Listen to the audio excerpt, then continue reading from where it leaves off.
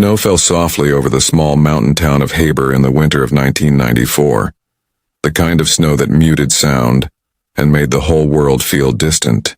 The air carried the smell of pine and cold metal, and streetlights flickered faintly through the haze.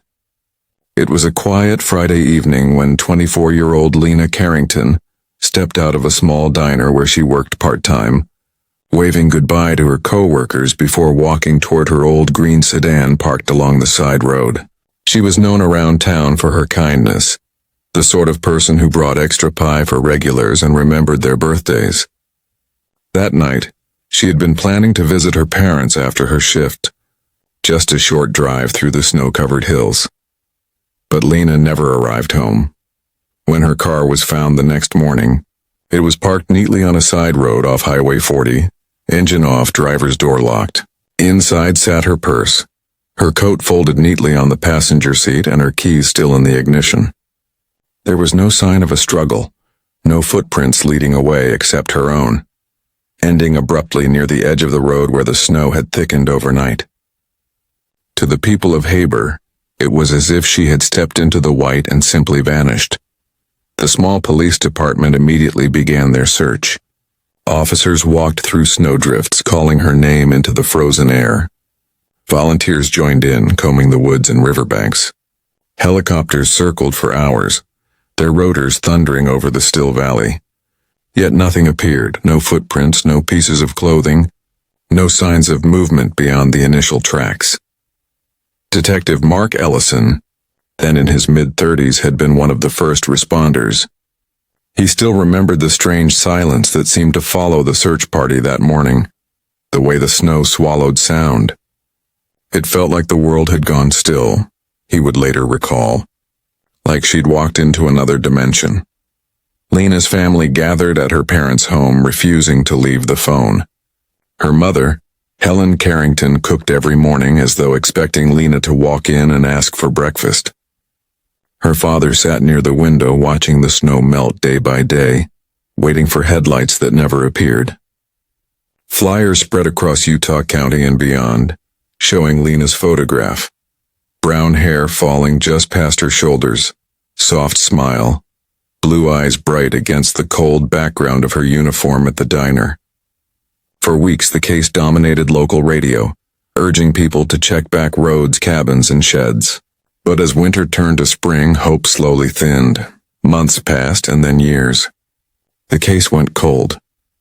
Detective Ellison kept Lena's file in the top drawer of his desk, reviewing it every few months even after he was reassigned. He had the same questions that haunted many others. Why had her keys been left in the car? Why had there been no forced entry? If she had met someone she trusted that night, who could it have been? Lena's friends described her as trusting but careful. She rarely drove alone late at night unless she needed to, and she never picked up strangers. The diner where she worked was near the main road, a place where travelers often stopped before heading to the ski towns nearby. Investigators wondered if someone passing through had noticed her, someone who left as quietly as they came. But without witnesses or physical evidence, theories only led to dead ends. Over time, Haber moved forward. The diner changed ownership, and the old sign that once glowed above the entrance was replaced. Yet locals never forgot Lena. Every December, they still placed white candles in the windows, hoping that someday her story would find an ending. Then, in 2011, nearly 17 years later, the Utah Bureau of Investigation launched a statewide project to review cold cases using advanced forensic methods. Technology had changed dramatically since the 1990s.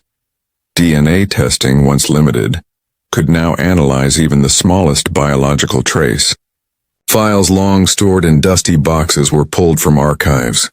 Among them was Lena Carrington's evidence folder, sealed since 1994.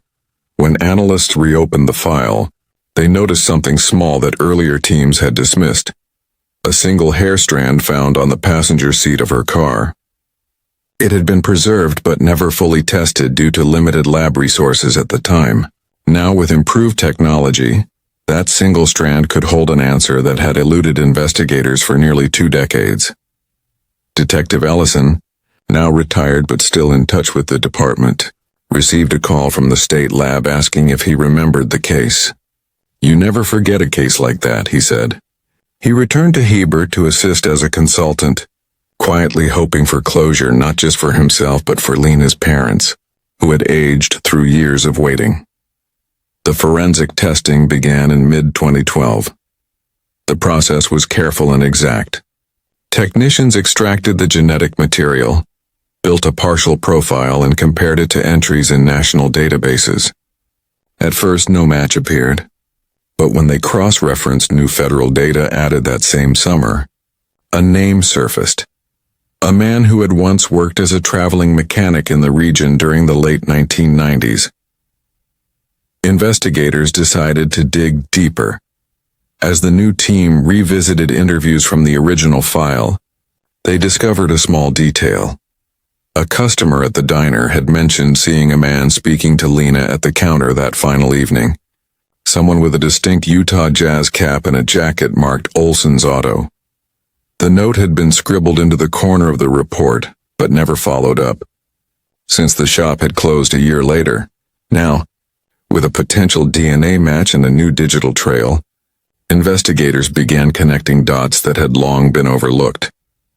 The lab results took weeks, but when the final report arrived in early 2013, it brought the first real movement in Lena Carrington's case in almost 2 decades. The DNA from the hair recovered in her car matched a man named Grant Hensley, who at the time of Lena's disappearance had been 29 years old. He had no prior record then, which explained why the initial searches in 1994 had found nothing. By 2013, however, Hensley was living in Colorado, working at a small repair garage. The match came through when his sample entered the database after a routine background check, tied to a local investigation there. What startled investigators even more was the discovery that Hensley had briefly worked at a roadside repair shop less than 5 miles from the diner where Lena's shift had ended that night. Detective Ellison sat in silence when he heard the name. He remembered seeing that same logo, Olson's Auto, on a service truck during their early searches. But at the time, the crew working for that shop had been questioned generally and dismissed. The shop owner had said none of his employees worked the late shift that night. Grant must have been off the books that evening, one of the new investigators remarked as they combed through old employment records. He might have been helping a friend or picking up a late repair. The case was reopened formally that spring. A small task force gathered, including forensic experts, Utah state detectives, and Ellison as an advisor. Together they reconstructed the final hours of Lena's life based on the new evidence. Records showed that Hensley had serviced a car in Heber earlier that week. The vehicle belonged to a tourist couple whose alternator had failed near town.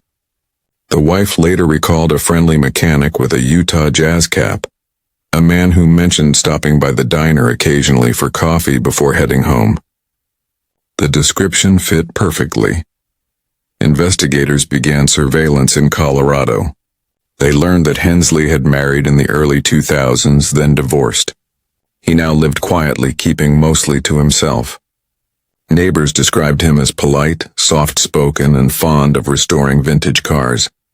Nothing about him seemed unusual, but the DNA evidence was undeniable. Detective Ellison traveled with 2 agents to Colorado in the summer of 2013 to meet with local authorities. Together they organized an interview, inviting Hensley under the pretext of discussing a vehicle he had once worked on during his time in Utah. When he arrived, calm and unsuspecting, he was greeted by investigators who began with small questions. His time in Heber, people he remembered, any local stories that stood out. When they mentioned Lena's name, Hensley paused briefly before saying he remembered a young woman who worked at the diner. He claimed they had spoken once or twice, just friendly talk. But when asked if he had ever been in her car, he said no. The detectives exchanged looks quietly. The hair sample proved otherwise. For several hours the conversation continued. They asked about his work schedule, who he had seen that night, and whether he owned a car then. He said he had driven a blue pickup, one that had long been sold. When shown photos of the old diner, he seemed uneasy. A subtle shift, his eyes lingering longer than before. After the interview, investigators left without confrontation, deciding to build their case carefully. They obtained a warrant for further DNA confirmation, using a cup he discarded after the meeting. The sample matched perfectly with the hair from Lena's vehicle. By late 2013, the Utah Bureau of Investigation submitted a full report to the county prosecutor. They had the DNA match, the diner witness note from 1994, and work records placing Hensley near the scene on the exact night Lena vanished. It was enough to proceed. Detective Ellison was present when they made the arrest. He stood quietly by the car as officers approached Hensley at his Colorado home. The scene was calm. There were no raised voices, no struggle. Hensley simply nodded as they read the warrant and agreed to accompany them back to Utah. News of the arrest spread quickly across the small mountain town that had once searched for Lena in the snow. Local stations revisited old footage, showing volunteers in winter coats walking through fields calling her name. Some of those same volunteers now had children of their own. The headline filled living rooms that evening. After 19 years, arrest made in Heber cold case. Helen and Richard Carrington sat together watching the report from their living room. They didn't speak for several minutes, holding hands silently. For them, the years had blurred, seasons passing, birthdays celebrated in absence. But now, after all that time, there was a name, a face, and the hope that their daughter's story might finally be complete. In the following months, investigators pieced together what they believed had happened. Based on the evidence, Lena may have encountered car trouble that night. Her sedan had shown signs of stalling previously, something her coworkers had mentioned. If she had pulled off the road and someone she recognized, like a familiar mechanic, had stopped to help, she would likely have trusted him. They found traces of vehicle oil residue on her coat sleeve, suggesting she may have leaned under the hood before vanishing. Forensic reconstruction placed Hensley's vehicle near that same stretch of road at approximately 10:45 p.m., supported by a fuel receipt recovered from archived financial logs. Still, there remained gaps, questions no one could fully answer. Investigators believed Lena had accepted a brief ride to a nearby location, unaware of what might follow. But even with limited details, the case was solid enough to proceed to trial. The trial began in the fall of 2014. The courtroom filled with residents who had followed the story since '94. Reporters lined the steps of the courthouse. Cameras focused on the Carrington family as they walked hand in hand through the doors. Helen carried a framed photograph of Lena, the same one from the diner, her smile unchanged across time.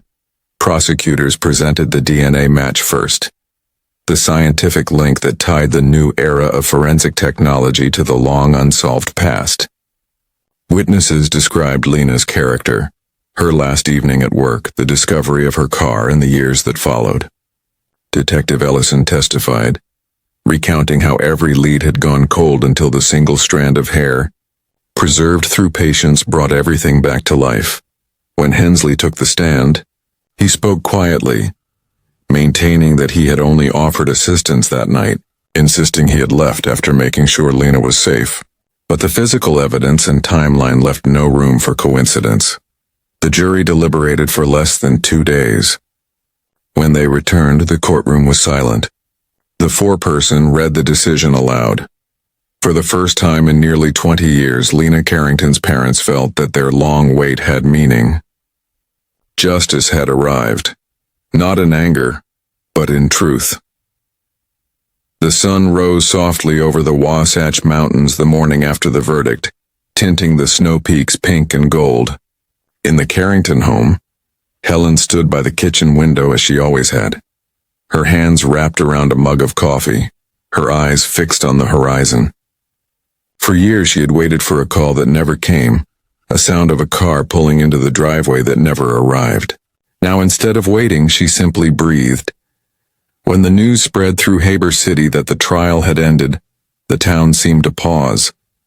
In a place where many residents had once joined the search for Lena, people felt a quiet sense of peace return. At the diner where she had worked, the new owner placed a small framed photo on the counter. Lena smiling in her uniform, beside a vase of fresh lilies. Detective Mark Ellison, now retired officially, sat on the bench outside the courthouse as reporters packed up their gear. He watched the light fall on the old building, remembering the first winter morning in 1994 when they had found Lena's empty car by the roadside. He had told himself then that if the answer ever came, he wanted it to come through truth, not speculation, through evidence that would stand no matter how much time passed. Now it had. He carried a folded copy of the newspaper headline in his coat pocket. Utah cold case solved after 20 years. Family finds closure. He didn't keep it for pride, but as a reminder that persistence still mattered, even after decades. Inside the courthouse, Helen and Richard Carrington spoke briefly with the prosecutor before stepping outside. Helen looked up at the mountains and said softly, "It's strange, I thought I'd feel something heavy lift. But what I feel is calm." Her husband nodded, saying that for the first time in years the air felt lighter. That winter, the local community held a small candlelight gathering in memory of Lena. It wasn't a vigil of sadness, but one of remembrance and peace. Children who hadn't been born when she disappeared stood beside parents who still recalled the search all those years ago. Detective Ellison was there too, standing quietly in the back. When Helen spotted him, she walked over and took his hand. "You never gave up," she said. He smiled and answered, "Neither did you." The case soon became a model in Utah's law enforcement circles for how new forensic technologies could revive long-dormant investigations. Analysts used Lena's file as an example in training seminars, showing how meticulous evidence storage, even something as small as a single hair, could one day rewrite history. By 2016, Utah's Bureau of Investigation had reopened dozens of other cases, reanalyzing them with improved methods. Across the state, families who had lost hope began to receive calls from detectives saying their loved one's case was being reviewed again. Lena's name often appeared in those meetings, not as a mystery anymore, but as proof that time could not erase truth. In Haber, the Carrington family created a small scholarship in her name at the local high school. It supported students studying forensic science or criminal justice, hoping that one day others would continue the kind of patient work that had brought them closure. Each spring during the award ceremony, Helen would share a few words. "Our daughter believed in helping others. Now, even after all these years, she still does." Detective Ellison sometimes visited that ceremony quietly. He would sit near the back, listening to new students talk about how they wanted to make a difference, how they wanted to use science to solve puzzles that seemed impossible. He never spoke publicly about his role. For him, the satisfaction came from watching the next generation carry the torch forward. By 2020, Haber had changed. New houses stood where open fields once were, and the diner had been remodeled again. Yet Lena's story still lingered in the town's rhythm, told by teachers, remembered by families. In small moments, she remained part of Haber's collective memory. The sound of laughter in the diner, the glimmer of candlelight in winter windows, the gentle kindness that people said she had always shown. Her parents, now older, often spent evenings sitting outside on their porch. They would look at the stars above the dark ridge and talk softly about the past. Not about loss, but about gratitude. Gratitude that they had known her, that the world had known her story, and that truth had found its way home, even after 20 years of silence. Detective Ellison passed away peacefully in 2021, just before the holidays. Among his belongings, his family found a leather notebook with a few handwritten lines inside. The first page read, "Every story matters. Some just take longer to finish." When Helen received a copy of that note, she placed it inside the same photo frame that held Lena's picture. It stood on the mantel beside a candle always kept lit. To the people of Haber, Lena Carrington's name became more than a story from the past. It became a symbol of endurance, a reminder that truth, though quiet and patient, never disappears. And for the town that once searched for her in the snow, that truth had finally come full circle.